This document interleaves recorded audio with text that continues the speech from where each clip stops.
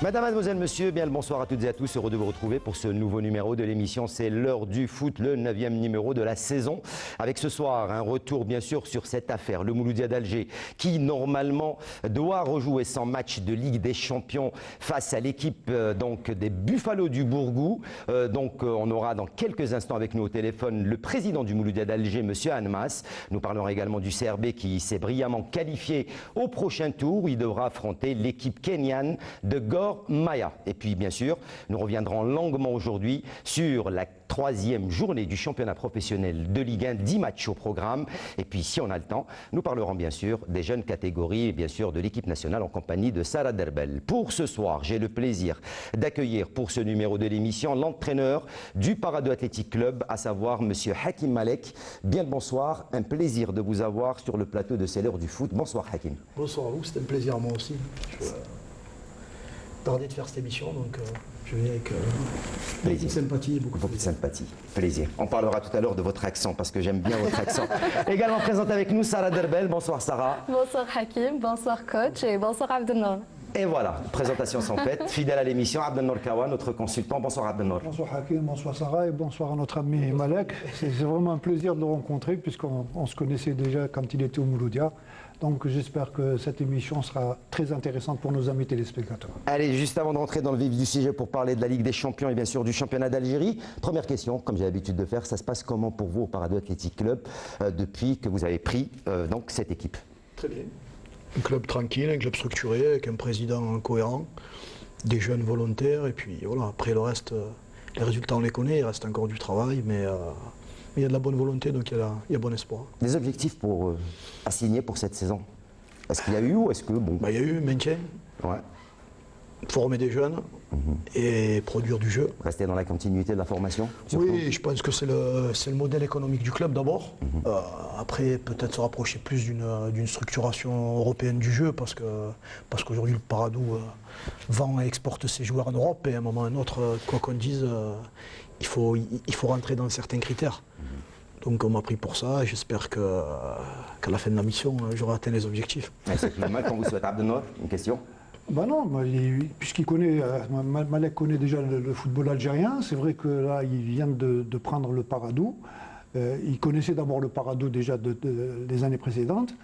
C'est vrai que c'est une équipe de jeunes qui a besoin de travailler. Je crois que déjà depuis les 3 matchs qu'ils ont joués depuis le début de saison, on voit que l'équipe du Parado a un potentiel et qu'ils ne pourront que s'améliorer au fil des matchs. La question de Sarah, bien sûr. Il doit d'abord répondre à sa question. Est-ce qu'ils vont s'améliorer au cours des matchs? Je l'espère. Je l'espère pour moi. Oui, c'est sûr. Non, je pense sincèrement qu'il y a une grosse marge de progression. Ouais. On ne va pas rentrer dans le débat total technique, mais bon, si on analyse les 3 matchs, voilà, il nous reste encore un peu d'assurance à prendre et un petit peu d'expérience. De maturité sur le deuxième mi-temps, sur la gestion du stress. Mais je pense que c'est un gros volet mental aussi.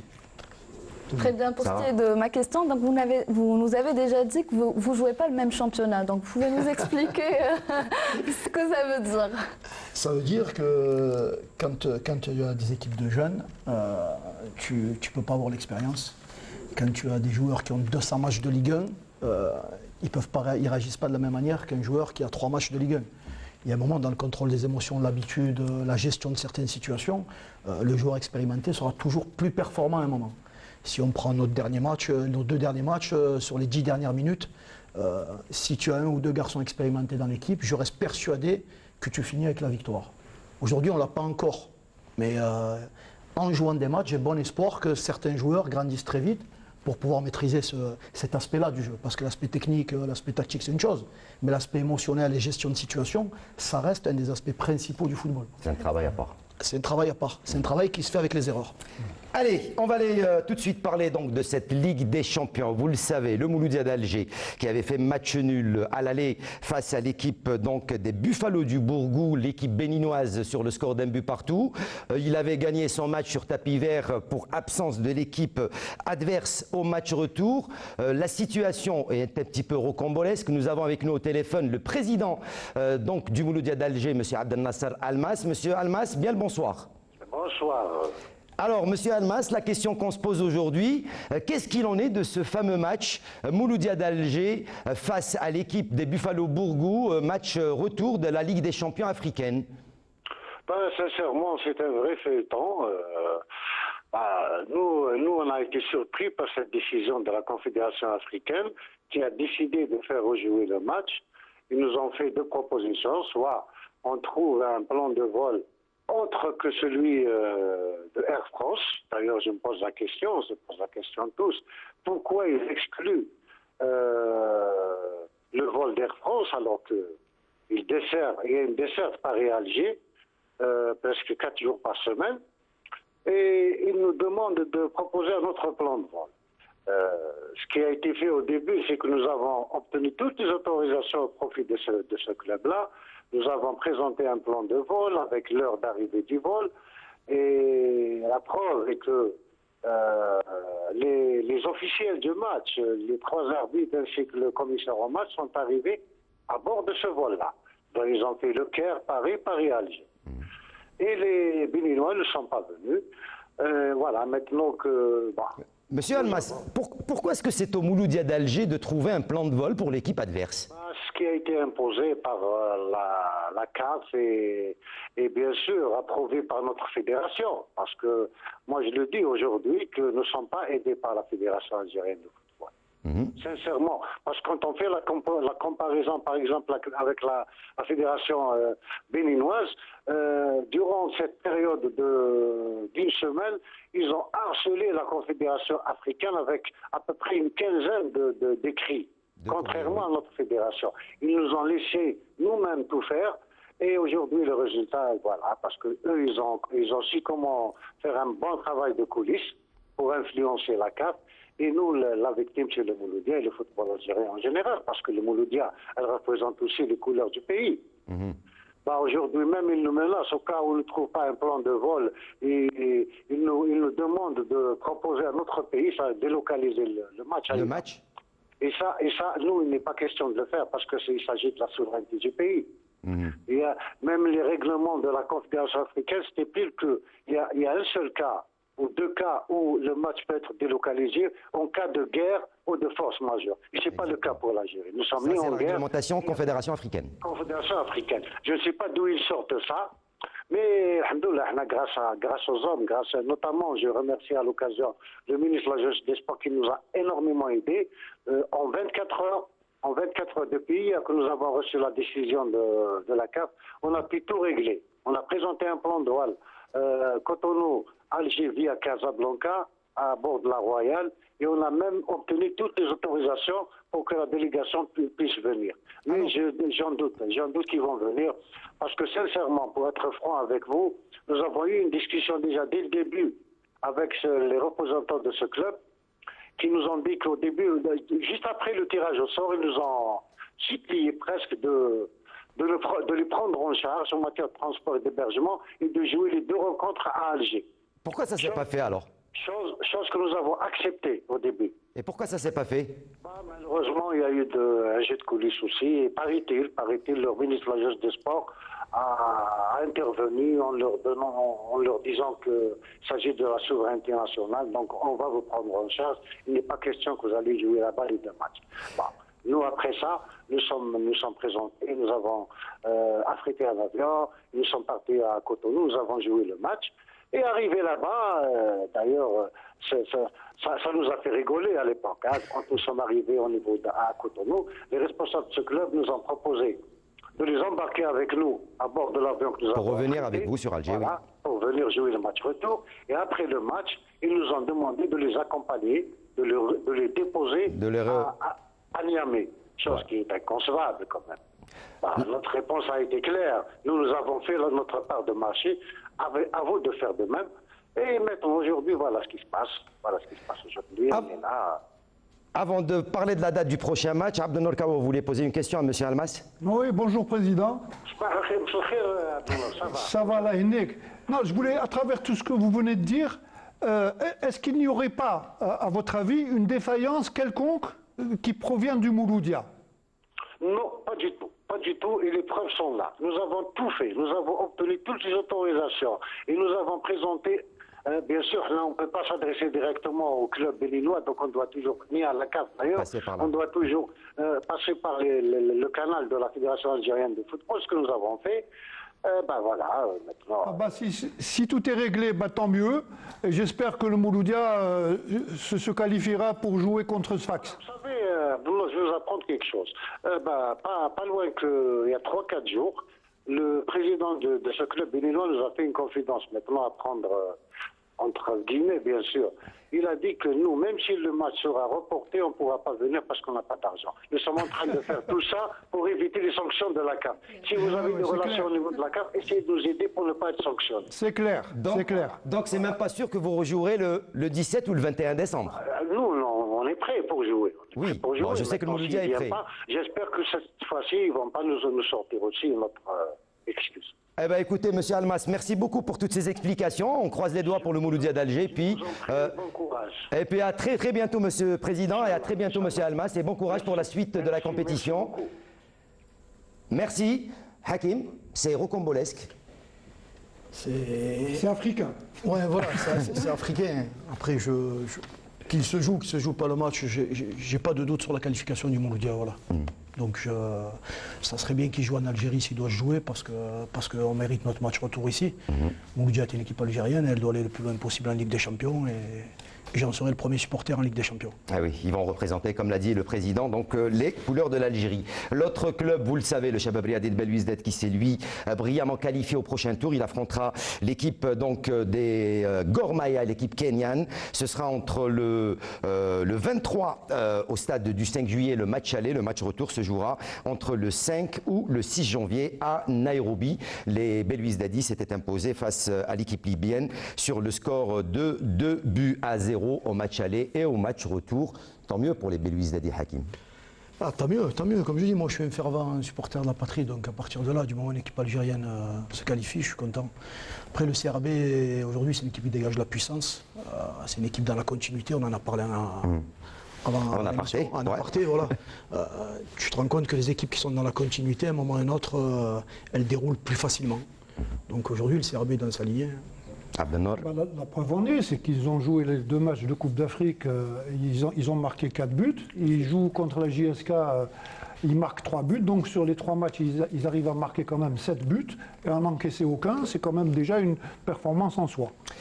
Autre compétition, Sarah, c'est la Coupe de la Confédération africaine avec nos 2 représentants qui vont bientôt rentrer en lice puisqu'ils avaient été exempts du premier tour. Tout à fait. Donc pour ce deuxième tour, la JS Kabylie affrontera l'US Gendarmerie nationale du Niger le 22 de ce mois. Donc la JSK qui était absente de cette compétition pendant les compétitions africaines, je veux dire, pendant près de 5 ans.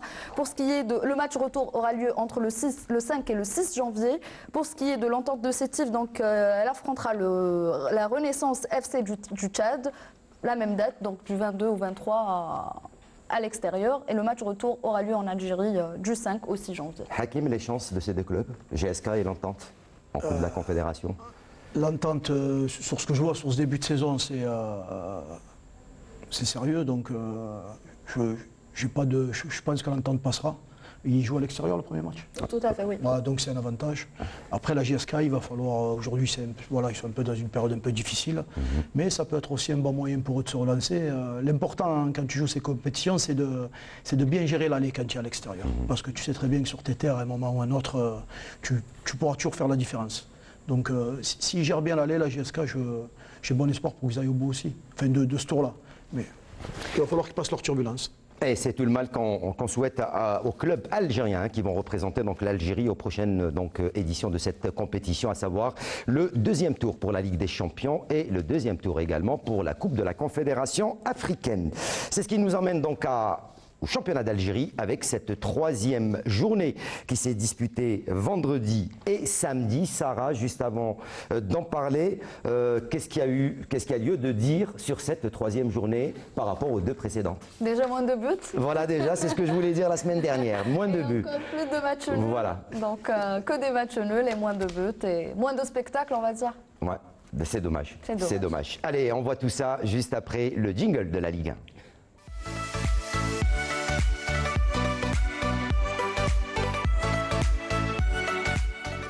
Et Et allez, on va démarrer donc ce tour des stades, ce tour de cette troisième journée du championnat. On commence, Sarah, avec le big match de cette journée, hein, donc, qui avait opposé la GS Kabylie au Shabab Riadi de Belouizdad. Tout à fait, donc le MCO déjà...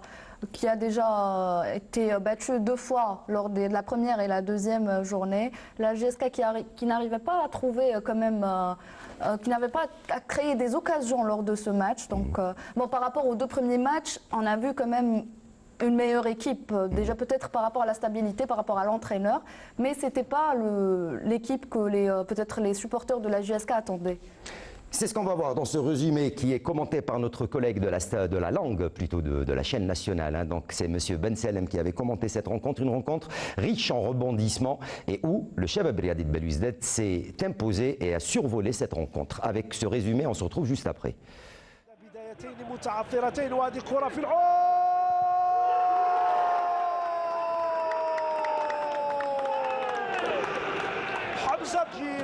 في التسجيل على شبيبة القبائل يستمتعوا بهذا الهدف، ولكن هناك خطأ دفاعي واضح والقناص. حول التمريرة لم تكن هناك وضعية تسلل، ولكن بالأحوال في رأيي هو أكثر تنظيما وأكثر خطورة. وهذه كرة أخرى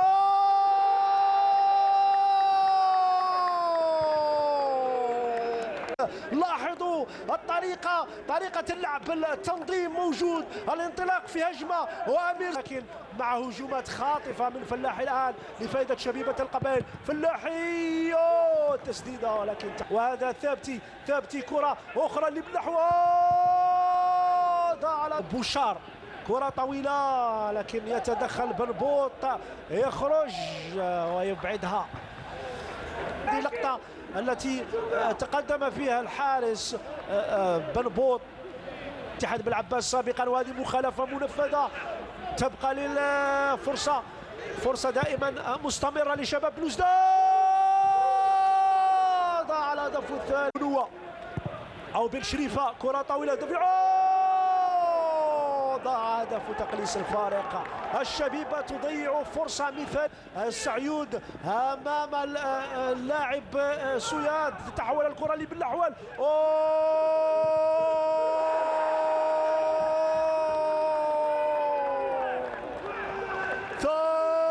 الممتاز، كرة في خلف المدافعين بالأحول وبذكاء يمررها لثابتي. لاحظوا ثابتي، السعيود ممتاز، سعيود الكرة لدراوي زكريا،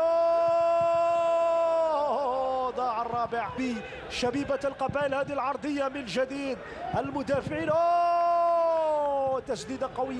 تسديدة قوية من عقيب القبائل. بشو مخالفة وركلة حرة، ضاعت فرصة، أو بالأحرى أنقذها بنبوط. التسديدة رائعة من العرفي، وتوفيق مساوي في المكان المناسب دائما. دخل لم يلمس كرات كثيرة، وتسديدة أخرى من جديد. التصويبة كانت قوية.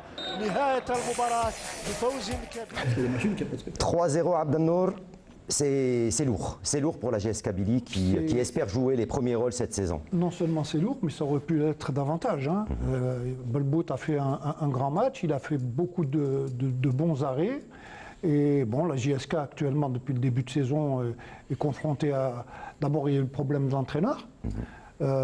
Déjà au niveau de la préparation du début de saison, l'entraîneur n'était pas avec eux, il les a rejoints. Bon, ensuite, il n'avait pas les diplômes, il y a Bouzidi qui revient, mais Bouzidi en une semaine, il ne peut rien faire. Donc il y a encore un grand travail qui doit être fait au niveau de la JSK. La sonnette d'alarme, normalement, doit être tirée, puisque maintenant, nous sommes au 3e match. Bon, il faut attendre le 5e, 6e, 7e match éventuellement pour voir un peu toutes les équipes d'ailleurs, pas que la JSK. Il y a des équipes qui ne se retrouvent pas depuis le début du championnat. Donc moi je pense qu'il faut encore attendre 2 ou 3 matchs, passer le cap des 5-6 matchs pour pouvoir déjà avoir une idée plus réelle sur le niveau de pratiquement toutes les équipes. Hakim, vous allez les jouer bientôt, le CRB, la GS Kabylie. Ouais. Comment est-ce que vous les avez trouvés lors de ce match? Bah écoutez, j'ai vu le résumé parce que je ne cache pas, ils ont joué en même temps que moi, donc j'ai pas vu le match, j'ai vu le résumé là. Après, je suis partagé. Je vous ai dit, la différence, elle réside quand même dans le fait que la JSK a encore recruté cette année pour moi. Un changement d'entraîneur entre-temps, c'est jamais facile à gérer. Et de l'autre côté, une équipe qui est en pleine puissance depuis 1 an et demi ou 2 ans, entre le travail d'Armarani, la suite de Dumas qui a bonifié ça, un très bon recrutement chez le CRB. Ils ont fait une bonne préparation, personne n'en a parlé parce qu'il n'y a pas eu de bruit, mais ils ont fait une très bonne préparation. Aujourd'hui, c'est une équipe qui est huilée. Ils ont été aussi pénalisés à un certain moment par la Covid-19. Par le Covid, donc, mais ils ont fait une bonne comme préparation. Tout le monde, voilà, pratiquement. ils ne font pas de bruit. C'est une équipe qui est huilée. Après, bon, ils ont 1 ou 2 joueurs. Après, le football, il faut quand même mener à la réalité. Quand on parlait de dire on n'est pas dans le même championnat, c'est la même chose là. Ils ont des joueurs avec un très gros talent. Quand vous voyez le but de Sayoud, vous comprenez qu'à un moment, il y a aussi des individualités qui font la différence. Hein. À Barcelone, c'était Messi. Au Real de Madrid, en ce moment, c'est Zidane. Cristiano, voilà, Zidane, Cristiano, oui. Je veux dire, à un moment, il y a aussi le talent d'1 ou 2 joueurs qui font changer un match. Hein. Et aujourd'hui, Sayoud, il est sur un nuage. Hein. Et quand on en a 5 dans l'équipe... Quand on a 3 ou 4, ça facilite les choses. Hein. ça facilite. Comme l'a fait le CRB. On peut faire une bonne entame. Voilà. Et puis bon, ils sont en pleine confiance. Donc, mais c'est la réalité d'une équipe. Hein. Il faut pas s'imaginer autre chose. Hein. Allez, autre match, Sarah, c'est également ce derby algérois entre le Paradou Athletic Club qui recevait à Darbeida le Mouloudia d'Alger. Tout à fait, donc premier derby de la saison, donc 3e match nul pour le Paradou Athletic Club, premier match nul pour le Mouloudia d'Alger après la le victoire premier... face à Belabès. Tout à fait, donc ce match ne manquait pas par contre de spectacle et il y a eu beaucoup d'occasions, donc on regarde le résumé de ce match. Sur le terrain. Et c'est parti pour ce premier derby algérois de la saison. Paradou Athletic Club, Mouloudia d'Alger. À côté du Paradou, il y a une consigne. Il faut assurer sa passe, ne pas faire de déchets. C'est le leitmotiv au Paradou. On joue juste. Oui, on joue juste parce que c'est une équipe très joueuse. Ce ballon d'Okello, il va essayer d'entrer la frappe. Elle est détournée. Et c'est le premier corner de cette rencontre. Et le Mouloudia qui va essayer de transpercer cette muraille jaune. Attention, le ballon se sent, premier poteau, c'était bien joué avec Okello. Okello, super contrôle orienté, il change de... Il a du style ce joueur, attention à ce ballon, penalty. Oh, penalty, il y avait une petite poussette. Oui, mais... On va la revoir, mais c'est super ce qu'a fait Lougandé. Il faut voir et être vu. Là, il lui donne, si vous voulez, une balle où Bouzok, là, il prenait, il allait vers le ballon. Ouais, il a tenu par l'épaule. Et Allati a fait ce qu'il ne fallait pas faire. Il a tenu Bouzok de par son maillot, donc penalty. Attention à ce ballon, peut-être l'ouverture du score. Et... Bouzok contre Boutaga, le duel, il prend son élan. Pied droit, il ouvre son pied, il ne décroise pas et ça fait 1-0. Contre-pied parfait, le Paradou Athletic Club qui mène ici à Darbeida. 1-0. Du Paradou, il faut vraiment qu'il joue bien au foot. Sinon, il ne vient pas. Sinon, il ne vient pas. Et là, franchement, ouais, tout à fait. Entièrement d'accord. Super contrôle orienté, il tourne sur lui-même, il voit un joueur démarqué et ça fait faute et ça fait 1-0. Attention, il ne faut pas le laisser seul, Frioui. Il a marqué à la 89e minute de jeu à Belabès. Et il va profiter de tous les ballons. Attention, le ballon se centre et super bien joué. Attention à Boualdia et la frappe et la dégagation, non. Un superbe dégagement de Farrahi, c'était chaud. Ça va aller très fort devant lui, de premier poteau, très certainement la tête. Elle est déviée, l'égalisation. Oh, le ballon est ressorti en corner. Attention à cette touche Brahimi qui va essayer de jouer vite. On va chercher Frioui qui couvre son ballon. L'arbitre dit levez-vous, levez-vous. Frioui qui récupère. Il va provoquer dans la surface de réparation. Il va rentrer Frioui, c'est bien fait. Oh, il a fait le plus important. Et il n'a pas trouvé le geste final. Frioui, mais il reste très dangereux. Et Ben Sahar, qu'est-ce qu'il choisit d'aller tout seul. Il va s'emmêler, s'empaler dans la défense. Heureusement qu'il y avait Haddadi pour le Mouloudia. Haddadi encore une fois. Il va décaler cette fois-ci, il n'y a pas d'excuse. Ben Sahar qui va centrer très fort. Non, le dribble, il va frapper. Le but, Bourdim qui frappe. Elle est sortie, corner. Et voilà, il a attendu la perte de balle pour siffler. C'est la mi-temps ici au stade d'Albédan. Et c'est reparti pour cette seconde période. Tout à l'heure, c'était Mouali qui avait frappé. Cette fois, Bougala tout seul. Est-ce qu'il va la tenter direct, très fort devant le but? Et attention à la frappe et le but, non, ça passe juste à côté. Ben Algia, il y a 2 appels de balle. Il y a Frioui et Abdel Hafid. Ben Algia qui crochette, encore une fois, il rentre vers l'intérieur. Il enveloppe. Oh, la transversale. Oh, l'occasion de but de Ben Algia qui aura tout fait et qui aura manqué de chance. Là, il fait un centre-tir qui touche la transversale. Dommage que Abdelhafid n'était pas au bon moment. Attention à la frappe, superbe frappe. Elle était en finesse. En finesse. Et tout le monde attendait Hachoud. Hein. Ballon pour le Mouloudia d'Alger, un long ballon là-bas en profondeur. Abdelhafid peut-être de la tête, on dévie pour Hachoud qui contrôle, il remet dans la boîte. Il y a Frewi de la tête qui décale pour le Mouadden. On retrouve l'Amara de l'autre côté, il va encore remettre une couche. Très fort au deuxième poteau, Hachoud qui met dans le paquet. Bourdim peut-être pour la frappe de Bourdim et l'égalisation pour le Mouloudia d'Alger. Il fallait rester jusqu'au bout de ce match et Frewi qui est l'acteur des dernières secondes. Ouais, le ballon touche, il n'y a pas d'enjeu. Ballon dévié et il tombe dans les pieds. Et quand le ballon est dévié, Riyad, il n'y a pas d'enjeu. Et c'est ça un buteur, il sent il est bien au bon endroit. Il a ce sang-froid aussi. Riyad passe au-dessus et c'est terminé. C'est terminé, le Paradou ne remportera pas sa première victoire face au Mouloudia d'Alger qui est revenu dans les dernières minutes, la dernière minute de ce match. C'était un match difficile. En première mi-temps, on a encaissé le premier but. On n'a pas pu revenir au score. Après, en deuxième mi-temps, on a rentré en force. On a eu des occasions. On n'a pas pu marquer. Jusqu'à les 10 minutes, les 10 dernières minutes, on a pu égaliser. Après une certaine pression qu'on a mise sur l'adversaire. Alhamdoulilah, on n'a pas perdu le match. On a ramené un résultat positif. Inch'Allah, on va continuer comme ça. Un but partout, Paradou, Mouloudia d'Alger, Hakim, quand on revoit les occasions, on s'en mord un petit peu les doigts. C'est vrai que la deuxième mi-temps, vous nous l'avez dit, un petit recul du Paradou Athletic Club qui a permis peut-être au Mouloudia de revenir en toute fin de match. Ouais, ça reste notre principal problème cette année. On marque tôt, on produit du jeu sur une première mi-temps et puis sur la deuxième, on est plus craintif et on joue moins. Dans une discussion qu'on a avec les joueurs, je leur ai dit qu'ils le savent, notre meilleur bouclier, c'est de jouer. Dès qu'on s'arrête de jouer, on subit. Mais sur ces 3 matchs, si je compare les 3 matchs, je trouve que sur ce match-là, on a été serein parce que quand on voit le but du Mouloudia et j'en avais un Mouloudia, ils ont poussé et c'est logique.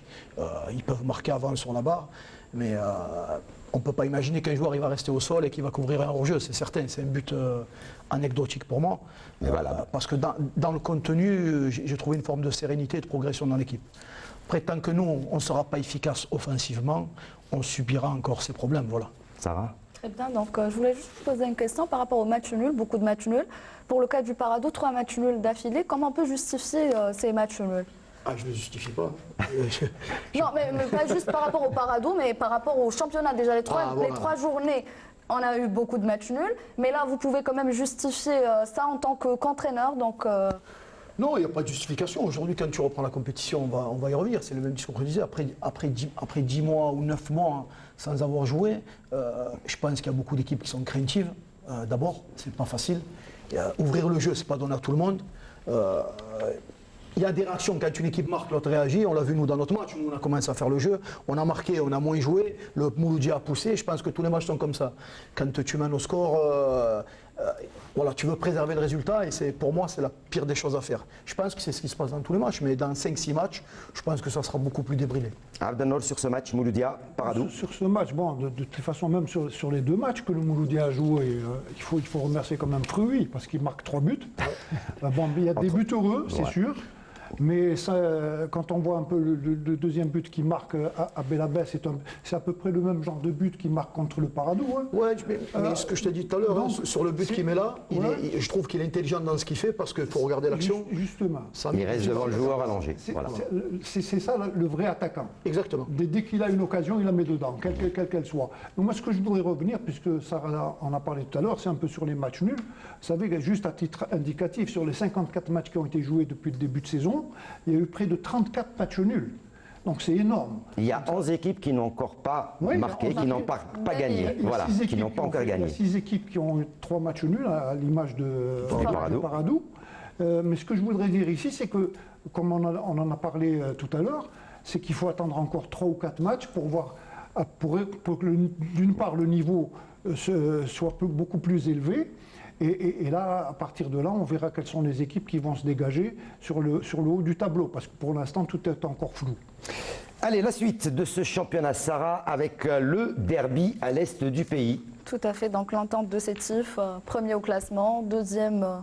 Plutôt c'est Skikda. Ah oui, on va Borj parler Bareraj. de Skikda, tout Avant. à fait, oui. Je m'excuse. Donc la deuxième, première victoire pour la GSM Skikda et la première défaite pour le Kaba Bareraj, donc les poulains de Dzeri Bilal, après 2 matchs nuls, une défaite. Face au nouveau promu, donc la GSM Skikda, qui assure quand même pour cette deuxième journée. Voilà, qui assure deuxième match, qui assure ses 3 points. Après, donc, il reste encore un match très important, donc match de mise à jour ce mardi face au Mouloudia d'Alger, si je ne me trompe pas. Ce sera ce mardi après-midi. Le résumé de cette rencontre GSM Skikda Cap de Borj Bareraj, signé Ismaël Benqaïdia. Pour son premier match de la saison à domicile, Skikda recevait Borj Bareraj et c'est une rencontre très serrée qui sera avare en action de but. Et on ne remarquera que ce coup de tête de Getzel qui met à rude épreuve la défense Skikdi. Mais point de changement au score, 0-0 à la mi-temps. Et en deuxième période, les Skikdi mettent la pression sur les visiteurs. Et ce coup de tête sera un avertissement pour la défense Borji. À la 67e minute de jeu, ce coup franc obtenu par les Skikdi permettra à Khenneb de marquer l'unique but de la rencontre sur ce tir puissant.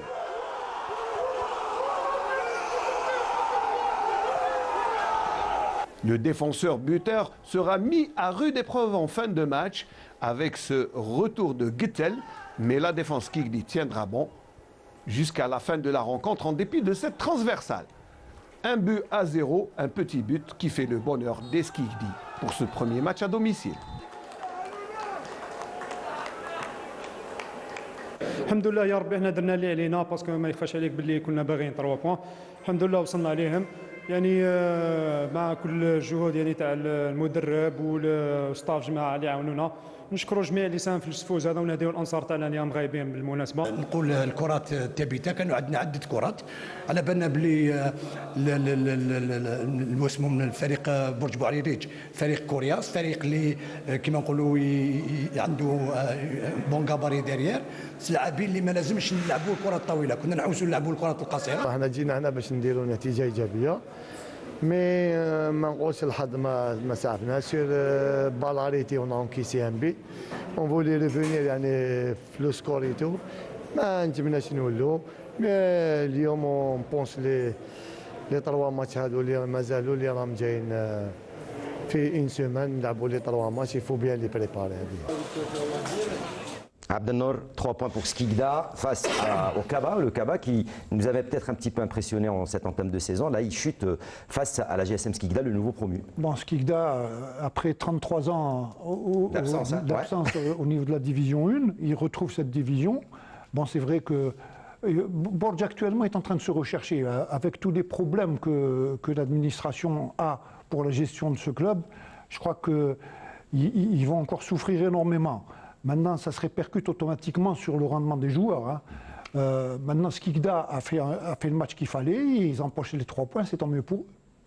Hakim, Skikda, Borj, pareil, vous allez les rencontrer. Ouais. Je vais les rencontrer, le Borj Bilal, donc je sais comment il est. Après, Skikda, je vous le dis, moi j'essaie d'analyser les choses d'une manière sportive.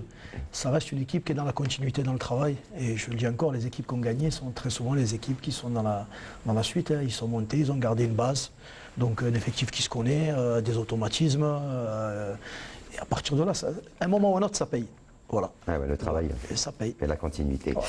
Autre match, c'est l'USM Bel Abbès qui, elle, recevait l'entente de Sétif Sarah. Deuxième victoire à l'extérieur pour l'entente de Sétif, déjà sur le même score ici à Alger face à l'USM Alger. Et le même score à Bel Abbès, donc 2-0. Sétif qui gagne ses deux matchs lors de cette 3e journée. Et un match nul et s'empare de la première place. Il reste quand même leader de ce championnat donc, professionnel. Donc, on regarde le résumé de Fatah Abada. L'adversaire du jour, en l'occurrence l'USM Bel Abbès, qui n'a toujours pas pu qualifier ses nouveaux joueurs, les protégés d'El Kouki sont rentrés très vite dans le vif du sujet, par l'attaquant Hussam Eddine Recha, et ce, dès la 14e minute du coup d'envoi de la rencontre où il a ouvert le score pour son équipe. Le même joueur a failli quelques minutes après doubler la mise, mais sa frappe a frôlé le poteau droit du gardien Morsli. Les jeunes joueurs de l'USM Belabès voulaient à tout prix revenir au score en pressant leur adversaire dans son camp, mais leurs tentatives ainsi que le manque d'expérience les ont poussés à commettre des erreurs devant le gardien Soufiane Khdaïria qui était dans un grand jour. Ce dernier a d'ailleurs repoussé toutes les balles comme celle de Aziz Lit que tout le monde voyait franchir la ligne des buts. Mais d'une grande vivacité et du bout des doigts, l'ancien portier de l'USM Belabès repousse le cuir en corner. En deuxième mi-temps, on a senti un léger déficit physique des joueurs de l'USM Belabès. Ce dont ont profité les camarades de Farhani, qui ont ajouté un deuxième but, très joli d'ailleurs, peut-être même le plus beau de la journée, par l'intermédiaire de l'Awafi.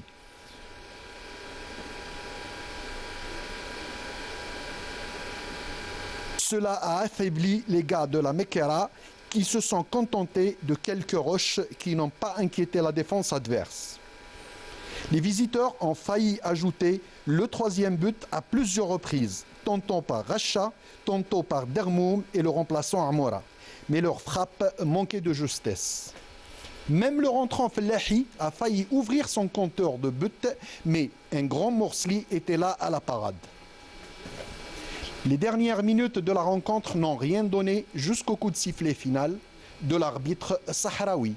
Une victoire ô combien importante pour l'ESS qui reprend la première place du classement général, tandis que les gars de Belabès doivent trouver au plus vite une solution pour régulariser la CNL et qualifier les nouveaux joueurs pour espérer sortir de ce long tunnel sombre.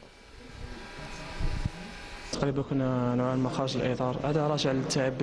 لعبنا 3 مقابلات، هذه 3 مقابلات في اسبوع واحد امام اهلي البرج تاع مولوديه العاصمه وفق سطيف، وراجع للتعب ثاني وغياب لاعبين ثاني بالاجازات اللي مازال ما حضروا.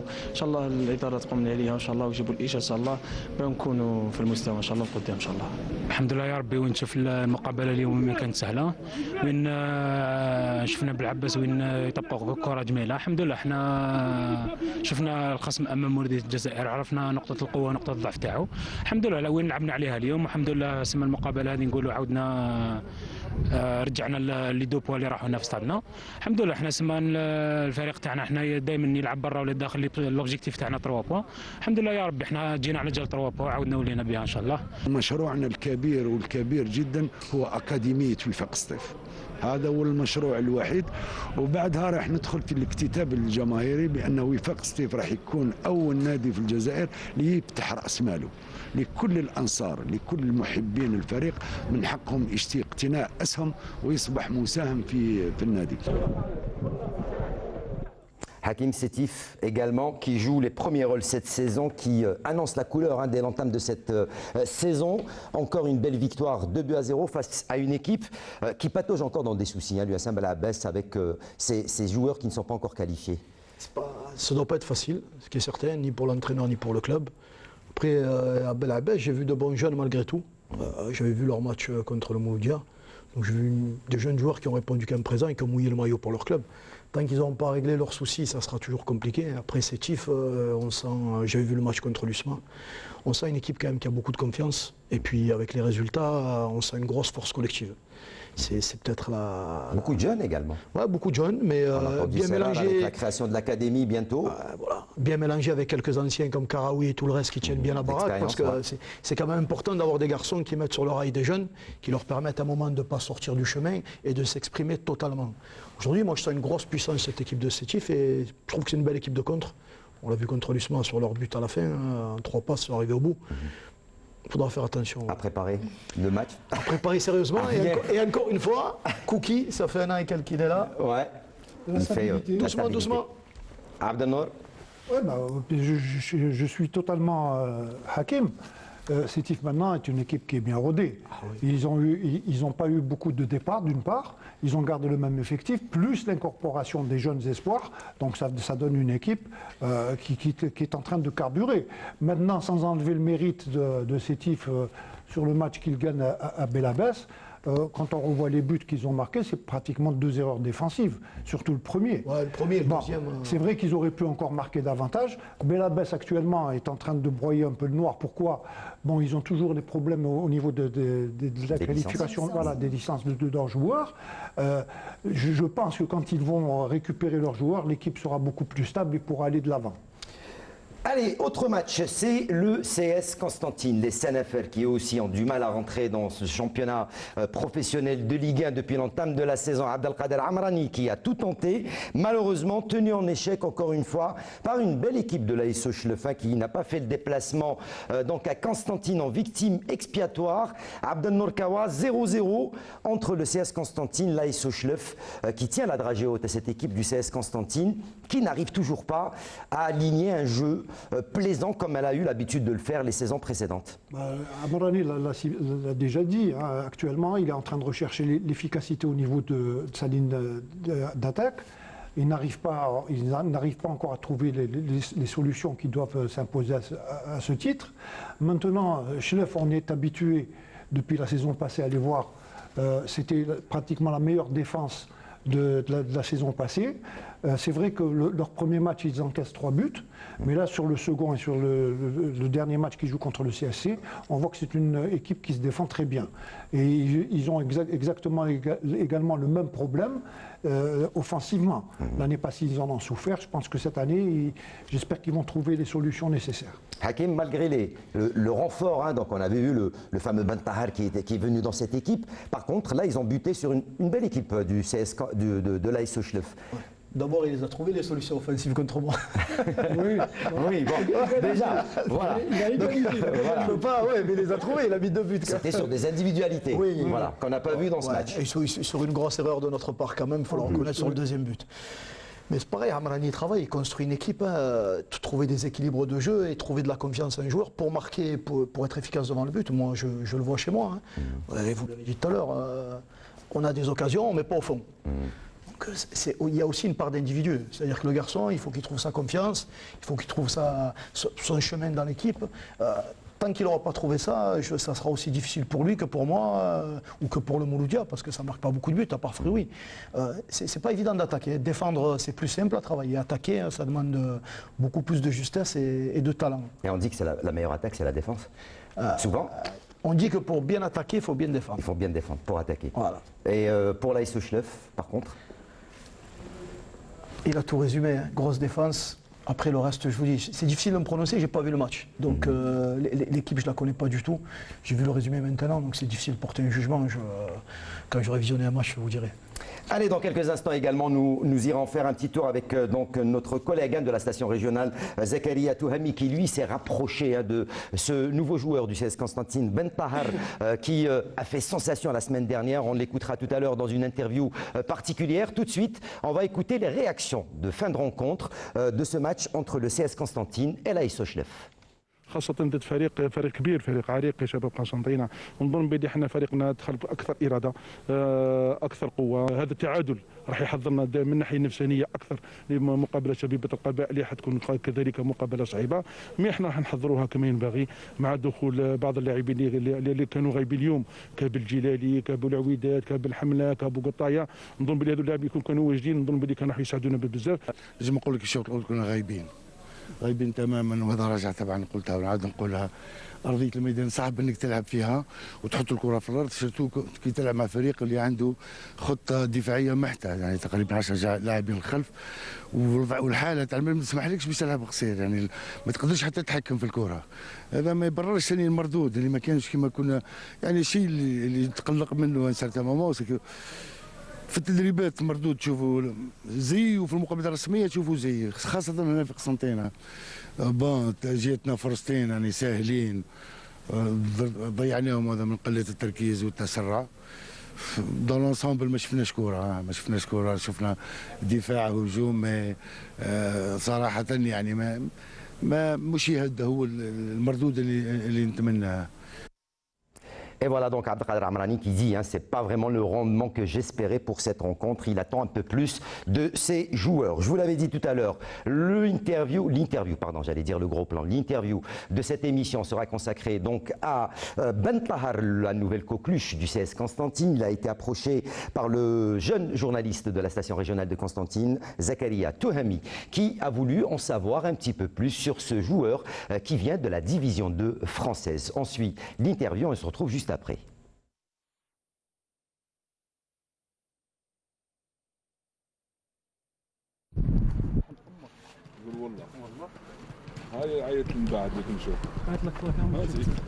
Je me présente, Ben Tahar Mohamed, j'ai 26 ans, je suis né en France, d'origine algérienne, j'ai mes deux parents ساكنين في الجزائر في الصحراء مقر et voilà j'ai l'habitude de venir en Algérie depuis des années. Ça fait quoi? Ça fait 6 ans que j'étais pas venu. Tu vois, ça fait 6 ans que j'étais pas venu en Algérie et voilà jusqu'à aujourd'hui qu'on m'a apporté ce nouveau challenge avec le CSC Constantine que je pouvais pas refuser et du coup voilà je me suis retrouvé ici, ça fait 1 mois et demi et je suis très content d'avoir rejoint le club. Vraiment. Je suis allé au Racing Besançon, c'est tout en France, Racing Besançon, Belfort, Chasselet et après je suis allé en Suisse. Mon dernier club, j'ai été en Suisse en division 4. Division 4 en Suisse et après la Suisse, Constantine. J'étais formé milieu droit, ça fait 3 ans. Ça fait 3 ans que je joue attaquant. C'est quand j'ai été au Racing Besançon, l'entraîneur qui m'a pris, il m'a dit toi, ton poste c'est attaquant. Il m'a mis attaquant et depuis ça fait 3 ans que je joue attaquant. Mais avant j'avais déjà joué un petit peu attaquant, mais j'étais formé milieu droit. Donc ça va, je connaissais un petit peu le championnat algérien. Et après au niveau du club, le CSC, je connaissais aussi. Je savais qu'ils avaient pris leur dernier championnat, c'était en 2017-2018 avec le coach Amrani. Et voilà, j'avais entendu parler des supporters pareils. Je sais qu'il y a une très grosse ferveur autour du club. Je sais que c'est un très gros club qui joue en général les premiers rôles. Et qu'au niveau des supporters, qu'ils attendent beaucoup de ce club. Et qu'aussi à chaque match, on sait très bien que là, malheureusement, à cause du Covid, on n'a pas. Voilà, et cette année, c'est pareil pour tout le monde. Ouais, voilà, j'ai pas eu l'occasion. J'ai eu l'occasion de le voir juste sur les vidéos, c'est tout. C'est dommage. Ouais, j'aurais bien aimé le voir en vrai parce que je sais que les stades, les supporters, ils viennent toujours au stade, ils supportent, ils sont bien derrière leur équipe et que voilà, c'est vraiment une passion pour eux le CSC. Donc non, c'est dommage, mais j'espère qu'un jour ça va se calmer et que Inch'Allah on retrouvera les supporters comme ça sera encore mieux pour tout le monde. Voilà, il ne connaît pas encore les vrais supporters, les SNFR. Ben Tahar, bon joueur, pour l'instant il est impressionnant. Bon, c'est vrai qu'on est à peine à la 3e journée, mais bon. Non, mais après, il y a des gestes qui parlent tout seul. Hein. Moi, je peux parler des deux contre nous. Hein. Il marque 2 buts différents, totalement différents. Un sur une passe latérale où il contrôle et il enchaîne.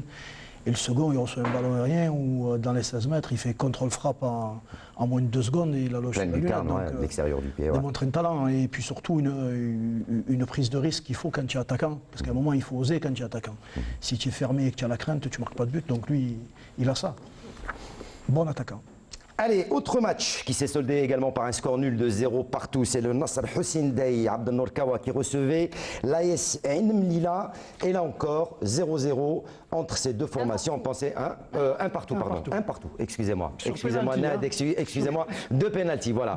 Donc le match en lui-même, 0-0, il y a eu 2 pénaltys qui ont permis aux deux clubs de marquer, mais le partage de points, 1 but partout entre le Nasr Hussein Dey et Ain Mlila. Nous avons eu, il y a 2 semaines de cela, on avait reçu le Knaoui, l'entraîneur du NAD, on en avait bien discuté. Bon, le NAD est en train de se rechercher, il ne faut pas oublier qu'ils ont pratiquement recruté 16 nouveaux joueurs. Donc pour avoir une osmose dans cette équipe, il faut du temps. Là, on a vu le match contre Ain Mlila. Il ne faut pas oublier que c'est une équipe qui voyage très bien depuis la saison passée. C'est une équipe qui joue compact, qui se défend très bien. Bon, le nul n'est pas déshonorant pour le NAD, mais comme je l'ai dit, hein, pour avoir une idée beaucoup plus réelle sur le niveau des clubs, il faut attendre la 7e, 8e journée. Donc voilà, donc moi je dis qu'un match nul est toujours bon à prendre et pour Ain et pour le NAD. Hakim? Moi, je partage l'opinion parce que je les ai joués en amical le NAD et je trouvais déjà que c'était intéressant, mais que voilà, avec le nombre de recrues qu'ils avaient, je savais que ça allait prendre un peu de temps. Voilà, il faut construire, Après Ain Melilla, je les ai joués avec le Mondial. Ouais. C'est solide, voilà, c'est solide, c'est une équipe qui a une culture défensive qui est costaud. Voilà, les matchs ils jouent sur des coups de pied arrêtés. On a vu Biskra à coup de pied arrêté, nous on marque sur un penalty. Les matchs ils sont fermés, hein. Ils sont fermés, c'est pas simple. Voilà, c'est pas simple. Allez, on continue à voir donc ces images. Donc Ain Melilla qui va bien sûr beaucoup d'erreurs. Hein, le Nasr Hussein Dey qui aurait pu faire le break à plusieurs reprises. Malheureusement, la précipitation, le manque de concentration a fait que le Nasr Hussein Dey, les 100 et or en première mi-temps, avait raté plusieurs occasions. Ça a permis à l'AS Ain Melilla de revenir en seconde mi-temps et bien sûr ce but est signalé hors jeu, mais Ain Melilla qui va obtenir également un penalty en fin de rencontre, alors que le Nasr Hussein Dey, lui, a continué. Hein, heureusement qu'il y avait également un excellent gardien de but du côté de l'AS Ain Melilla, alors qu'on voit ici la faute à l'entrée de la surface de réparation, faute apparente, penalty évident, sifflé par contre. Et là, bien sûr, le penalty est sifflé, on le voit, donc un petit peu en retard, hein, le défenseur du Nasr Hussein Dey, et la balle dans petit filet, imparable pour le portier. Donc Nadis, tant mieux pour Abdelkader Yaïch. Et bien sûr, dommage pour le Nasr Hussein Dey qui est obligé de partager les points avec cette équipe de Ain Melilla. Autre match nul, cette fois-ci Sarah, c'est la GS Saoura qui, elle, a l'habitude de bien se déplacer à l'extérieur, sauf qu'elle a buté encore une fois sur une équipe du RC Relizane qui impressionne. Qui entame bien, on va dire, avec 3 matchs nuls quand même. Voilà, pour le RC Relizane, malgré les problèmes. Tous les problèmes qui... Voilà, bon, pour les autres, c'est pas bien. Après, voilà. c'est pas la même chose. Vous avez la stabilité, vous avez les moyens par rapport à eux. Eux, Donc, parce que le Paradou a la stabilité, il ne faut pas qu'il fasse des matchs nuls. C'est l'exigence du football. Il y a une différence. Voilà, mais nous, on a des très petits salaires et des très jeunes. D'accord. Des très jeunes. Est-ce qu'on peut mettre ça dans la balance pour avoir le même. Le même cas pour le aussi. Avec 3 matchs exactement, 3 matchs nuls pour le Nasr Hussein Dey également. Voilà, donc cette équipe de Relizane, on va dire qu'elle se maintient durant ces trois dernières journées avec des matchs nuls. C'est quand même des résultats plus ou moins positifs. Ils ne gagnent pas, ils ne perdent pas. Il faut souligner aussi que c'est une équipe qui vient d'accéder. Ouais, Relizane. Qui se cherche encore. Voilà, qui se cherche encore, qui va mettre un temps pour se roder. Bon, ils ont un entraîneur qui connaît très bien le championnat. Chez les Felouzani. Donc moi je pense que le match nul de Saoura à Relizane est amplement suffisant pour Saoura, parce que Relizane maintenant, moi je pense que plus ils vont jouer, plus ils vont prendre ils vont améliorer leur niveau au fil des matchs et je pense qu'ils vont faire de bons résultats. Je l'avais annoncé, moi. Je l'avais annoncé, tout le monde. Il y a eu un gros débat avec, bref, je ne dirais pas qui. Ouais. Quand on a fait match nul là-bas, on m'a dit oh, catastrophe, comment. Ouais. Et j'ai dit sur un plateau que Relizane allait être une équipe difficile à bouger. La semaine d'après, ils ont fait match nul à Sétif, c'est pas rien. Voilà, et ils auraient très bien pu l'emporter.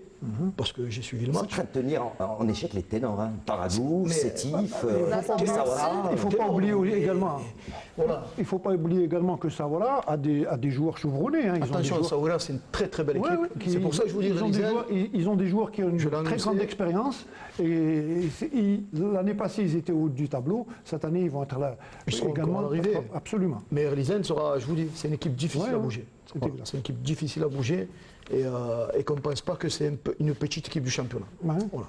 Encore un match nul. Cette fois-ci, il y a des buts par contre. L'Olympique de Médéa qui recevait le MC Oran. Le MC Oran, tout à fait. Un match nul, comme vous l'avez dit, Hakim. Donc le premier match nul pour l'OM Médéa après une défaite lors de la première journée. Le troisième pour le MC Oran, à l'exemple du Parado et du RC Relizane. Donc... un but partout. Le MCO a quand même pu décrocher un point en déplacement à Médéa. Abdelnour Bkhalef, 40e pour l'Olympique de Médéa, égalisation de Motrani, 67e pour le MC Oran. Bon, le MCO maintenant, bon, ils nous ont habitués, ça fait 3 matchs. Bon, il ne faut pas oublier que le MCO, il y a Casoni qui vient de les prendre. Il n'a pas assisté au début de la préparation, donc il y a eu beaucoup de recrutement également du côté du MCO. Bon, ils ont récupéré certains joueurs qui ont de l'expérience, mais moi je pense que le MCO, dans quelques matchs, ils vont retrouver le haut niveau également. Hein. Hakim, Médéa, MCO, deux belles équipes, très joueuses également et qui causent énormément de soucis. La semaine dernière, ils ont fait match nul, non, Médéa? Oui, Médéa, match nul. Ouais, match nul. Pareil, hein, Caso, je veux dire, Caso, il... Vous l'avez bien connu. Ouais, c'est mon ami, on ne va pas le cacher. Bernard, je l'ai quelquefois au téléphone, voilà, c'est pas simple pour lui. Il est arrivé en retard, construire une équipe avec beaucoup de joueurs qui arrivent de partout, il n'a pas fait le recrutement. Une nouvelle direction. C'est toujours pareil, on revient à ce que vous disiez, à un moment il faut aussi de la stabilité parce que ça se répercute sur l'équipe. Après, aller jouer à Médéa, ça n'a jamais été facile sur leur terrain. Moi j'ai souvenir avec la période où on jouait très très bien avec le Mouloudia 2017-2018, on avait perdu là-bas. C'est des clubs qui ont une sorte d'âme, une sorte de particulière. Hein. De toutes les façons, depuis le début du championnat, on voit les clubs qui sont plus ou moins réguliers. Ce sont les clubs qui ont gardé le même staff, pratiquement les mêmes joueurs. Donc c'est quelque chose d'évident au départ. Hein. Bon, maintenant, est-ce que les clubs qui sont un peu à la traîne, qui n'arrivent pas encore à gagner, à débloquer leur compteur but, vont pouvoir se reprendre? Moi, je suis persuadé que cette année, on va toujours retrouver le CRB, l'entente, les habituels.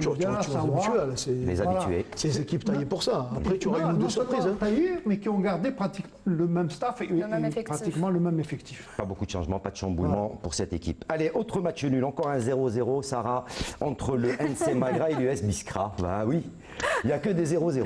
Bon. Il y a eu 7 matchs nuls. 7 matchs nuls, donc on n'a pas trop le choix. 0-0. On a marqué un but, nous, quand même. Oui, d'accord.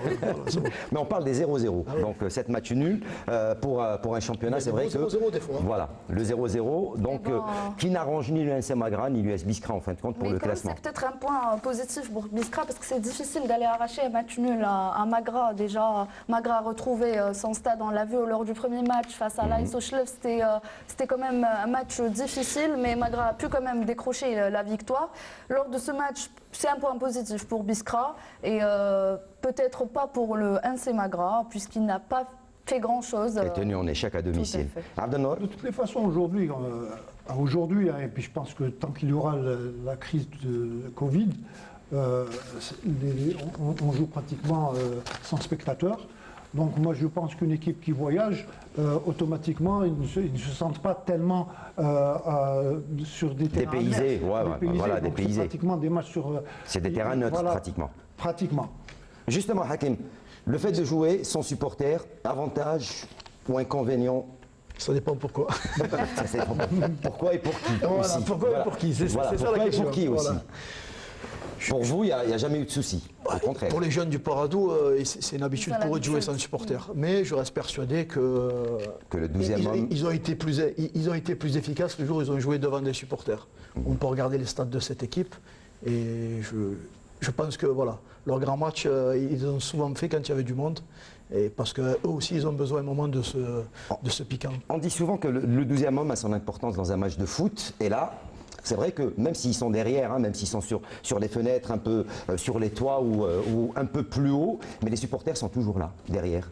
Sur les gros clubs, ils sont toujours là. On l'a vu ce week-end.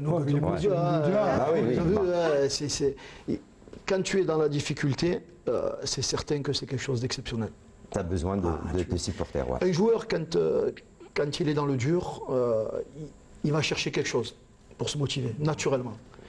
S'il trouve dans son 12e homme, il a tout gagné. Mais bon, il y a des fois le 12e homme, il peut chambouler, il peut t'empêcher un joueur de s'exprimer. Pour ce qui est de cette équipe de l'US Biskra, votre prochain adversaire? Équipe très difficile à manier chez eux. Voilà. J'ai vu lors de match. Déplacement déjà et... déplacement écalé, déplacement difficile à la maison, on l'a vu, ils ont gagné, ils font un nul. Ils sortent à l'extérieur, ils font un match nul aussi. Un entraîneur cohérent, ils ont des joueurs expérimentés. Un nouvel effectif aussi. Oui, avec une sauce qui a l'air de prendre plus rapidement que chez nous. Donc, et l'avantage, c'est qu'il fait bon cette période à Biskra. Mais ils ont un pelousé où on ne peut pas pratiquer du football. Voilà, c'est à l'opposé de ce qui nous... C'est ce qui est dommage. Mais là, le problème, c'est qu'ils ont 2 terrains à Biskra. Voilà. Ils ont un terrain en gazon artificiel et tant qu'on joue aujourd'hui sans spectateurs, ils auraient pu recevoir là-bas. Je ne pense pas qu'ils vont nous faire jouer, nous, sur l'artificiel. Bien sûr, ils sont habitués. On est désavantagés. Allez, dernier match nul, là aussi, un 0-0. C'est un sujet qui nous a été préparé par Sarah Derbel. C'est le Wydad de Tlemcen qui lui recevait l'USMA d'Alger. Un match qui s'est soldé sur un score nul de 0 partout. On se retrouve juste après.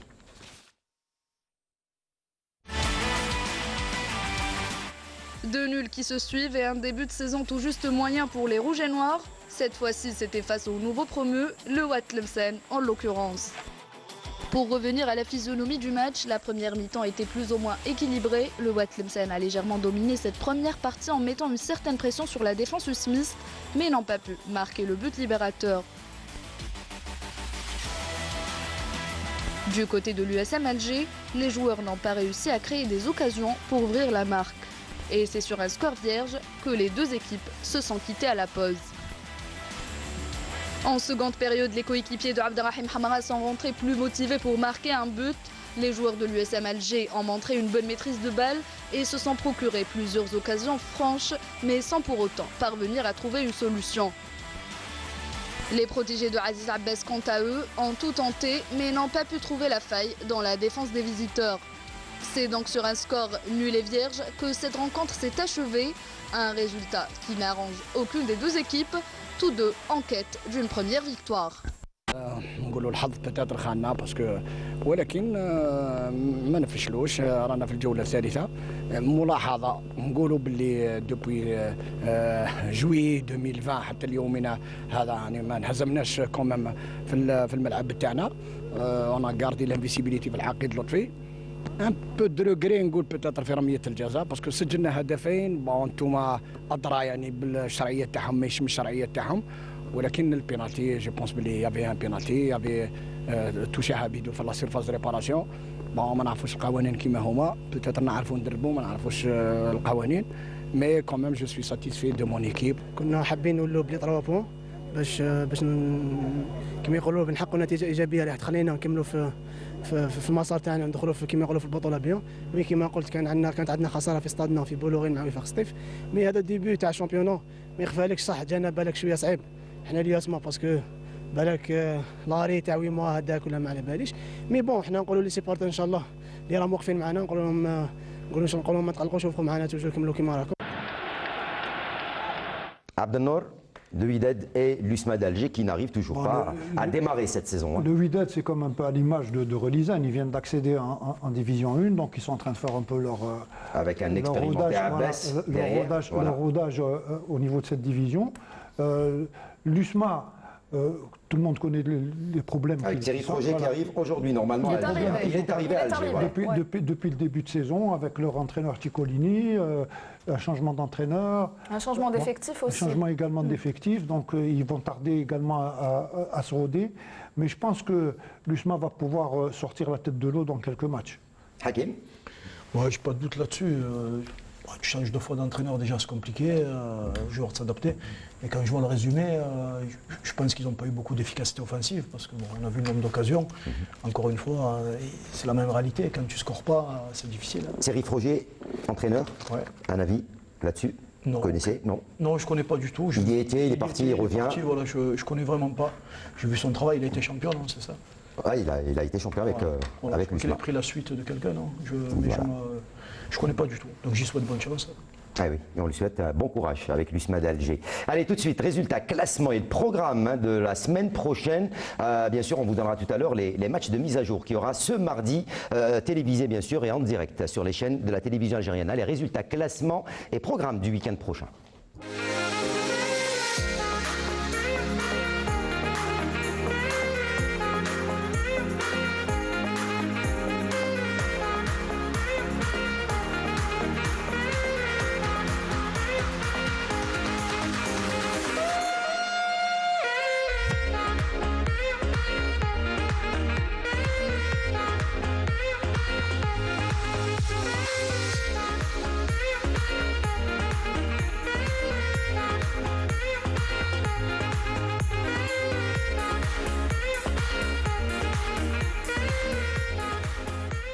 Voilà donc pour ce qui est du programme du week-end prochain. On rappelle donc que ce mardi, des matchs de mise à jour du calendrier du championnat. Alors sachez que sur Canal Algérie, vous pourrez suivre la rencontre qui opposera à 15h au stade du 5 juillet le Mouloudia d'Alger face à l'Olympique de Médéa. Et puis sur la chaîne 1, la chaîne nationale, l'AS Ain Melilla face au Shabab Riadi de Belouizdad. Donc je rappelle, ce sera ce mardi à partir de 15h. Allez, avant de nous quitter, messieurs, très rapidement, on va aller voir pour l'équipe nationale des U20 qui, on le rappelle, est à Tunis pour prendre prendre part au tournoi de l'Union nord-africaine de football qualificatif à la prochaine Coupe d'Afrique des Nations de la catégorie qui se déroulera en Mauritanie. Sid Ahmed Bouraïb est allé à la rencontre de l'entraîneur national des U20, M. Ben Smaïn, et des joueurs pour prendre la température avant ce tournoi de l'UNAF qui débute ce mardi également. Suivre les traces de leurs aînés et dominer le continent, c'est le défi que se sont lancés les poulains de Sabr Ben Smaïn. En cette période exceptionnelle, les jeunes ont enchaîné les stages et sont fin prêts. On est au dernier stage, c'est un cycle de compétition. On a ramené 30 joueurs pour cette tournoi. Je pense que tous les joueurs ils sont prêts pour jouer le jeu et atteindre nos objectifs. De se qualifier à la CAN 2021 au Mauritanie, Inch'Allah. Là, on est prêt, on fait un stage de préparation à Sidi Moussa pour qu'on puisse tous se retrouver, les locaux et les binationaux, pour pouvoir attaquer la sélection de la meilleure des manières. Là, pour l'instant, on s'est entraîné hier, ça se passe plutôt bien, on a un bon groupe, on va bien se préparer pour enchaîner les matchs. Présents dans la liste, plusieurs jeunes formés en Europe ont répondu présent à l'appel du sélectionneur. Et le moins que l'on puisse dire, c'est que la mayonnaise a très bien pris. Ces 8 joueurs, ils ont un potentiel, un grand potentiel. Surtout, ils ont participé avec nous sur 2 stages. C'est-à-dire ils sont bien intégrés dans le groupe. Surtout, on a déjà un noyau qui existe déjà. Ils ont facilité les choses pour ces nouveaux joueurs. Franchement, elle s'est très bien passée. Tout le monde a été très gentil avec moi, on m'a très bien accueilli. Ça s'est vraiment bien passé et je suis content. La qualification est l'objectif principal, mais il faudra bien sûr compter avec les autres équipes qui comptent aller aussi accéder à la phase finale de la CAN. On a une idée générale sur les adversaires et on ne peut pas dire que ces adversaires, il y a une équipe moyenne ou une équipe forte. On est tous dans le même niveau. Inch'Allah, on va gérer bien le championnat pour avoir la qualification, Inch'Allah. Les U20 algériens entameront la compétition face au pays hôte, la Tunisie, mardi prochain. Et donc ça sera au stade Rades, donc Algérie-Tunisie, et au stade El Menzah. L'Égypte sera face à la Libye, alors que le Maroc sera exempt pour cette première journée. Voilà pour ce qui était de ce numéro de l'émission. On arrive à la fin, malheureusement ça passe très très vite. Hakim, merci. Hakim Malek, entraîneur du Paradou Athletic Club, merci d'avoir été avec nous. Qu'est-ce qu'on peut vous souhaiter avec votre équipe, avec ces petits genoux qui n'arrêtent de nous impressionner, hein. Voilà, qui n'arrêtent pas de nous impressionner. Ouais, peut-être qu'ils nous impressionnent, mais qu'on engrange un peu de points quand même, ça serait bien. Eh bien, merci à vous. Merci à vous. On vous souhaite tout du bonheur avec cette équipe et puis bon courage pour la suite de votre parcours avec le Paradou Athletic Club. Sarah, merci. Merci Hakim, merci à vous tous. Et je profite de cette occasion pour souhaiter un joyeux anniversaire à ma chère maman. Allez, maman d'Herbel, joyeux anniversaire. Abdenour Kawa, merci. Merci, merci à notre ami Hakim. Je lui dis bonne continuation. J'espère que, comme tu dis, que le compteur but va se débloquer bien comme il faut. Il va falloir. Et voilà donc pour ce qui est de ce numéro de l'émission, c'est l'heure du foot. Merci à toute l'équipe technique de la Régie 2 d'avoir été avec nous. À leur tête, notre réalisateur, donc Boulis, notre script Youssef Issad. Dans quelques instants, le journal d'information présenté par Zoher Ben Dimred. Pour notre part, prochain rendez-vous sport sur Canal Algérie, c'est 52 chronos avec Mortal Hamani, Nordin Hanni, ce lundi après-midi. Jusque-là, je vous souhaite de passer d'agréables moments à la suite des programmes de Canal Algérie. Je vous dis ciao, bonsoir et à très très bientôt pour un autre rendez-vous sport sur Canal. Bye.